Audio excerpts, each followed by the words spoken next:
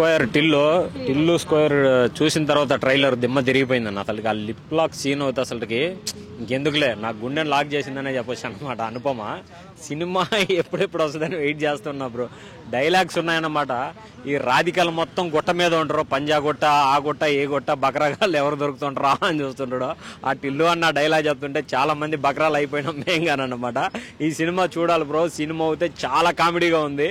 Heroine father చెప్తాడు, sir మీ కొడుకుని ఎట్ట పెంచినారంటే మేము పెంచలేదు సార్, వాడే పెరిగిన అంటాడు. డైలాగ్ అన్నీ ఏంటంటే ఫుల్ కామెడీగా ఉంటుందని ఎక్స్పెక్ట్ చేస్తున్నాను.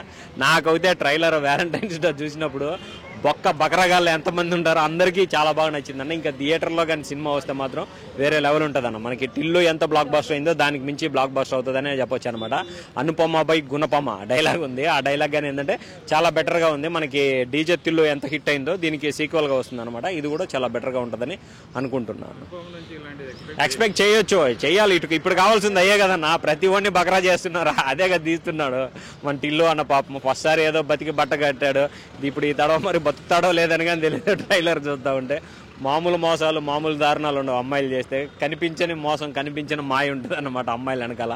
అదే మనకి ఈ సినిమాలో చూస్తాము. అదైతే నాకు చాలా బెటర్గా అనిపించింది, ఫన్నీ అనిపించింది అనమాట. కామెడీ కూడా ఉందని అనుకుంటున్నాను.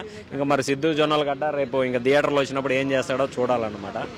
అదన్న ఓవరాల్గా నాకైతే ట్రైలర్ ఫుల్ ఎంజాయ్ అయినా. చాలా రోజుల నుంచి వెయిట్ చేస్తున్నాను ఎప్పుడెప్పుడు వస్తుందని. బట్ పోస్ట్ పోన్ అవుతా కానీ ఏంటంటే ఇప్పుడు ఇంకా ఖచ్చితంగా వస్తుంది మార్చిలో. ఇంకా మనకి మూవీ అయితే చాలా బాగుంటుందని అనుకుంటున్నాను.